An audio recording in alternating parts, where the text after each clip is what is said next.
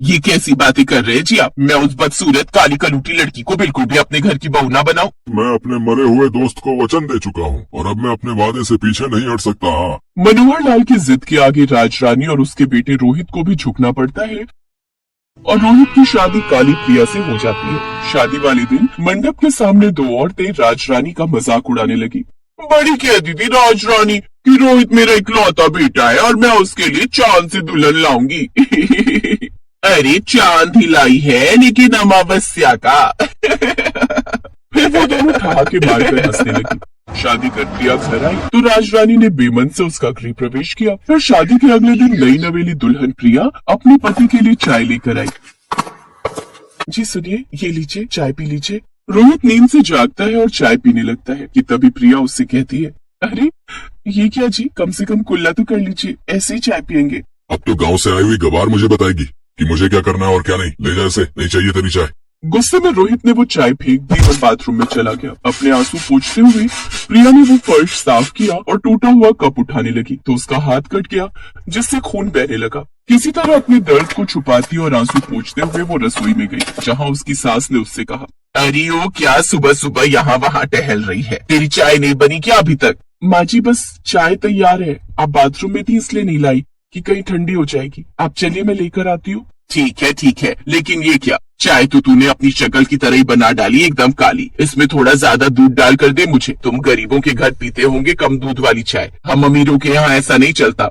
नई बहू की शुरुआत ही तानों से हुई। अब हर रोज उसे ऐसे ही सारा दिन ताने सुनने को मिलते। क्या हुआ कमबख्त, अभी तक तेरा खाना नहीं बना क्या? सच में ये कल्लू भी ना एकदम निकम्मी है, किसी काम की नहीं है। माफ करना माँ जी, वो करवा चौथ आने वाले है ना, तो उसी की खरीदारी करने बाजार गई थी और लौटने में देर हो गई जिस कारण खाना आज थोड़ी देर से बना। हाँ, जैसे कि तुझ जैसी मनहूस कलूटी की वजह से ही मेरी बेटी की जिंदगी टिकी हुई है। तू ना होती तो ना जाने उसका क्या होता। तभी ऑफिस से थका हारा रोहित घर पहुंचता है। वैसे आज बड़ी देर कर दी ऑफिस से आने में। ऑफिस में ढेरों काम रहते हैं, देर हो जाती है। और अब क्या मुझे तुझे हर बात का जवाब देना होगा? जी वो क्या है ना, कल मेरा पहला करवा चौथ का व्रत है, अगर आप जल्दी लौट आएंगे तो ठीक रहेगा।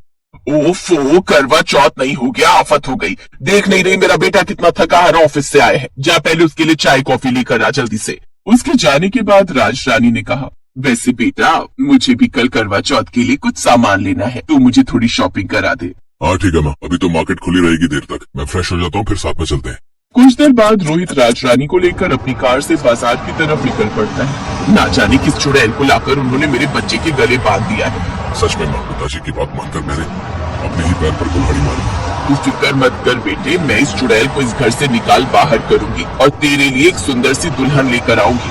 वो दोनों आपस में बातें कर ही रहे थे कि तभी बात करते करते रोहित का ध्यान सड़क से हट गया और वो अपनी माँ की तरफ देखने लगा। तभी अचानक से राजरानी चिल्लाई, बेटा सामने देख। सामने से तेज रफ्तार कार आ रही थी। हड़बड़ाहट में रोहित ने अपनी कार घुमाई। नतीजा ये था कि तेज रफ्तार कार तो बच निकली, लेकिन रोहित की कार सड़क के डिवाइडर से जा टकराई।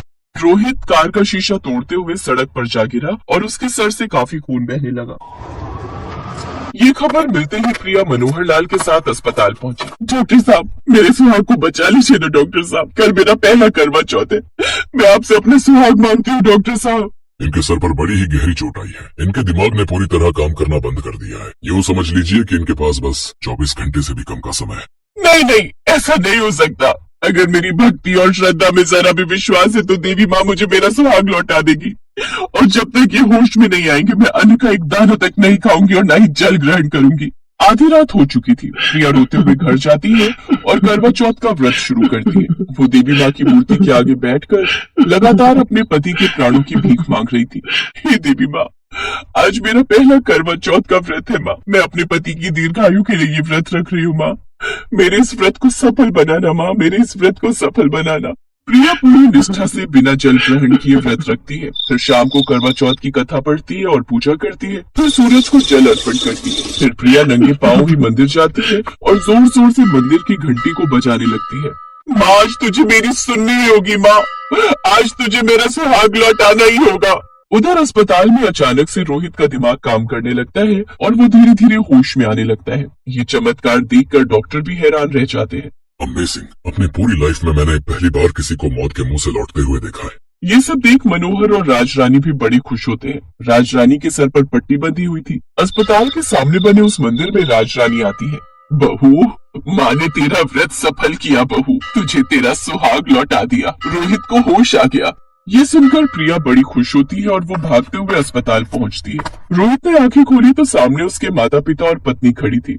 भगवान का लाख लाख शुक्र है जो मेरा बेटा सही सलामत है। ये सब तेरी भक्ति, तेरे करवा चौथ के व्रत के कारण हुआ है। पिताजी, अब ये सब बातें बंद भी करिए। मेरे नसीब में था इसलिए मैं बच गया, इसमें किसी के व्रत का क्या लेना देना। आज से पहले मैं भी यही सोचती थी, लेकिन अब समझ में आ गया कि जो शक्ति मेरी बहू की भक्ति और श्रद्धा में है वो किसी और में नहीं। आज इसी के करवा चौथ के व्रत के कारण, इसकी पूजा के कारण तू बच पाया है बेटा, नहीं तो डॉक्टरों ने तो कब का जवाब दे दिया था। ये सुनकर रोहित को भी अपनी गलती का एहसास हुआ। मुझे माफ कर दो प्रिया, जो मैं तुम्हें पहचान नहीं पाया। करवा माँ, दुर्गा माँ की कृपा से मेरा सुहाग बच गया, यही मेरे लिए काफी है। मेरे लिए तो मेरा करवा चौथ का व्रत सफल हो गया। फिर अस्पताल में प्रिया ने रोहित को छलनी से देखा और अपना व्रत खोला। रोहित ने उसे पानी पिलाया। इस तरह उसने अपना व्रत खोला। कुछ दिनों में रोहित पूरी तरह से ठीक हो गया और वो घर आ गया। प्रिया ने उसकी और राजरानी की खूब सेवा की। अब उन दोनों ने भी प्रिया को दिल से अपना लिया।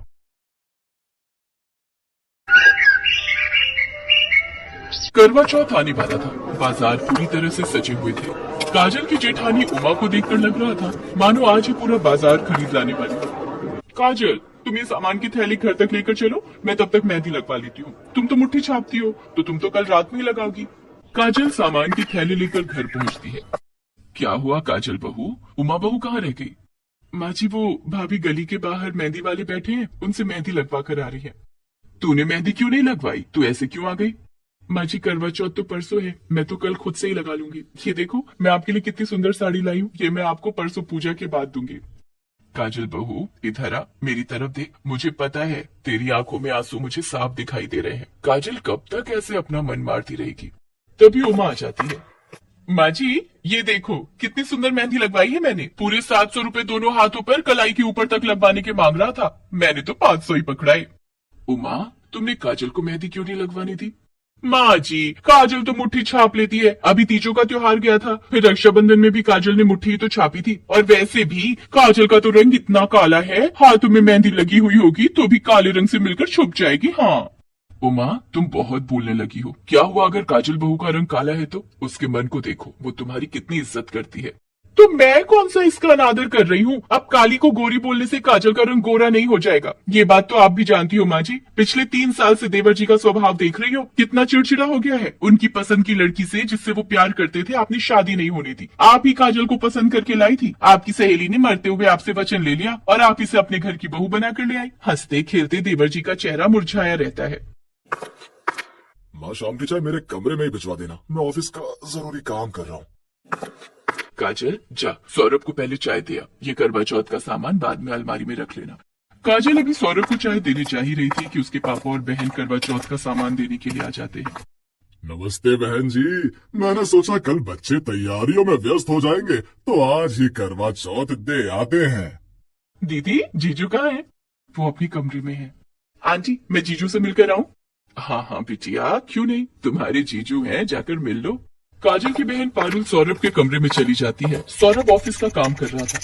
कैसे हो जीजू? आप तो कितने दिनों से घर ही नहीं आए। ये आपकी चाय लाई थी। काजल, जब तुम्हारी मेहमान नवाजी हो जाए तो मुझे बता देना, मैं अपना काम करने कमरे में आ जाऊंगा। अभी मैं छत पर जा रहा हूँ, 2 घड़ी कोई ढंग से काम भी नहीं करने देता। जैसी शक्लें वैसी अकलें। सौरभ कमरे से बाहर निकलता है और गुस्से में छत पर चला जाता है। वो काजल के पिता को नमस्ते तक नहीं करता। लगता है दामाद जी व्यस्त है। अच्छा बहन जी, हम चलते हैं। चलो पारुल बिटिया। काजल के पिता और बहन चुपचाप वहाँ से चले जाते हैं। काजल की आंखों में आंसू आ जाते हैं और वो रोने लगती है। चुप हो जा बहू, मुझे सचमुच सौरभ पर बहुत गुस्सा आता है। उसका इस तरह से व्यवहार बिल्कुल ठीक नहीं है। अरे, तुम्हारे पापा चले भी गए। मैंने तो उनके लिए इनसे कहकर समोसे मंगवाए थे। चलो कोई नहीं, हम समोसे खाकर चाय पी लेते हैं। काजल के दर्द को सिर्फ उसकी सास समझती थी, पर वो बेचारी भी क्या कहती। जब बच्चे बड़े हो जाते हैं तो उन्हें वक्त ही सिखाता है। फिर वो अपने माता पिता की भी नहीं सुनते। करवा चौथ का त्योहार आ जाता है। काजल की जेठानी साड़ियाँ देखने में व्यस्त थी। सुनो जी, मैं इसमें से कौन सी साड़ी पहनूं? आपको पता है शाम की पूजा में सब अच्छे से तैयार होकर आती हैं। मुझे उन सबसे ज्यादा सुंदर दिखाई देना है। तो माँ, तुम कुछ भी पहन लो, तुम्हारे ऊपर सब अच्छा लगता है। आखिर तुम हो ही इतनी सुंदर। उधर काजल भी शाम की पूजा की तैयारी के लिए कपड़े निकाल रही थी। सुबह से 10 बार साड़ियाँ निकालकर अलमारी में वापस रख चुकी हो। अरे तुम्हारे काले रंग पर कुछ नहीं जचने वाला, तुम जो मर्जी पहन लो, सब तुम्हारे रंग में मिल जाएगा। मेरी किस्मत खराब थी जो तुम जैसी काले रंग रूप वाली लड़की से मेरी शादी हुई। पता नहीं बॉस को भी क्या हुआ था आज, आधे दिन की छुट्टी जरूर देनी थी, न छुट्टी देते न मैं तुम्हारी शक्ल देखता। उन्हें क्या पता मेरी बीवी औरों की पत्नियों की तरह सुंदर नहीं है। तभी सौरभ के फोन पर उसके बॉस का फोन आता है। Hi, good evening sir. Good evening Saurabh. अच्छा तुमने फोन उठा लिया। मैं तुम्हारे साथ के ऑफिस के और लोगों को फोन कर रहा था, पर किसी ने मेरा फोन ही नहीं उठाया। शायद उन्हें लगता है कि मैं काम के लिए उन्हें फोन कर रहा हूँ, पर कम से कम फोन तो उठाना चाहिए, किसी को कोई जरूरी काम होता है। क्या हुआ सर, कोई परेशानी है? मुझे बताइए, मैं अभी आ जाता हूँ। अरे नहीं नहीं, परेशानी मुझे नहीं है। वो आज मेरी सिस्टर का पहला करवा चौथ है, तो उसके ससुराल वाले एक बड़ी पार्टी कर रहे हैं। उसके घर करवा चौथ देने भी जाना है। मेरी पत्नी शोभना को साड़ी बांधनी नहीं आती, शोभना को और भी तैयारी करनी है, इसलिए वो पार्लर नहीं जा पा रही। और इस समय एक पार्लर वाली से पूछा भी था, पर सब पार्लर बिजी हैं। वही परेशानी हो रही है। मैंने सोचा तुम्हारी पत्नी की नजर में कोई पार्लर वाली हो तो वो हमारे घर भेज दे। जी सर, मैं अभी 10 मिनट में आपको फोन करके बता। सौरभ सीधा अपनी भाभी उमा के कमरे में जाता है। भाभी, अगर आपको साड़ी बांधनी आती है तो थोड़ी देर के लिए आप ही मेरे साथ चल लो, सर का काम हो जाएगा। अब तुम्हारे सर की पत्नी को तैयार करने में मुझे क्या मिलेगा? मैं अपना समय क्यों खराब करूं? इससे तो मैं खुद ही तैयार ना हो जाऊं। सौरभ बेटा, तू भी किससे पूछ रहा है? उमा ने आज तक कभी किसी की मदद की है जो वो आज करेगी? एक बार काजल से पूछ ले, शायद उसकी जानकारी में कोई पार्लर वाली हो। माँ, तुम कैसी बातें कर रही हो? काजल को कभी पार्लर की जरूरत पड़ी भी होगी, उसे कुछ समझ नहीं है। क्या हुआ माँ जी, कोई परेशानी है? काजल की सास उसे सारी बात बताती है। माँ जी, अगर ये माने तो मैं इनके साथ इनके बॉस के घर चली जाती हूँ। मैं उनकी वाइफ को तैयार करके आ जाऊंगी, अभी तो पूजा में बहुत समय है। सौरभ बेटा, काजल ठीक कह रही है। अगर किसी को हमारी जरूरत पड़े तो हमें उनके काम आना चाहिए, और वैसे भी वो तुम्हारे बॉस है। तू काजल बहू को ले जा। माँ के कहने पर सौरभ काजल को अपने बॉस के घर ले जाता है। काजल को देखकर शोभना बहुत खुश होती है। काजल उसे बहुत सुंदर तैयार कर देती है। काजल, तुमने तो सचमुच पार्लर से भी अच्छा मुझे तैयार किया है। अब नंद की ससुराल जाओ तो बहुत से लोग देखते हैं। Thank you Kajal, you are so sweet. Thank you so much Saurabh. Kajal ji, आपने तो सचमुच शोभना को बहुत अच्छा तैयार किया है। अब इनके लिए कुछ खाने पीने का इंतजाम करो। सर, मेरा तो आज करवा चौथ का व्रत है। शाम को चंद्रमा देखकर ही मैं पानी पीऊंगी। अरे हाँ, मैं तो भूल ही गया था, आज तो आप दोनों का करवा चौथ का व्रत है। हाँ, फिर भी देखो काजल कितनी हिम्मत करके मेरे लिए यहाँ आई, मुझे तैयार किया। अब घर जाएगी, खुद भी तैयार होगी और पूजा भी करेगी। सचमुच काजल, तुमसे मिलकर बहुत अच्छा लगा। तुम बहुत अच्छी हो। सौरभ जी, आज तो काजल कुछ खा नहीं सकती, लेकिन इस संडे डिनर पर आप दोनों इनवाइट हो। काफी देर तक शोभना और उसके पति काजल और सौरभ के साथ बात करते रहे। काजल भी उनके साथ इतनी घुल मिल गई मानो उनके परिवार का हिस्सा हो। सौरभ का मान सम्मान आज काजल की वजह से और बढ़ गया था। सौरभ मन ही मन बहुत शर्मिंदा था कि जिस पत्नी को रूप रंग के लिए उसने हमेशा अपमानित किया, आज वही पत्नी उसके सम्मान का प्रतीक बनी थी, वही उसके काम आई थी। सौरभ मन ही मन अपने आप से वादा करता है, काजल कितनी अच्छी है, मैंने उसके साथ कितना गलत किया। वो बहुत सुंदर है, ये आज मुझे पता चल गया। काजल घर आती है और सोलह श्रृंगार करके तैयार होती है। इतनी देर में सौरभ भी उसके पास आता है। मुझे माफ कर दो काजल, मैं तुम्हारी सुंदरता को पहचान नहीं पाया। मैं सचमुच बहुत भाग्यशाली हूँ कि तुम मुझे मिली। अपने पति का प्यार पाकर काजल बहुत खुश थी। काजल के चेहरे पर आई मुस्कान देखकर उसकी सास बहुत खुश होती है। उसके बाद उमा और काजल दोनों मिलकर चंद्रमा की पूजा करती हैं और अपना करवा चौथ का व्रत पूरा करती है।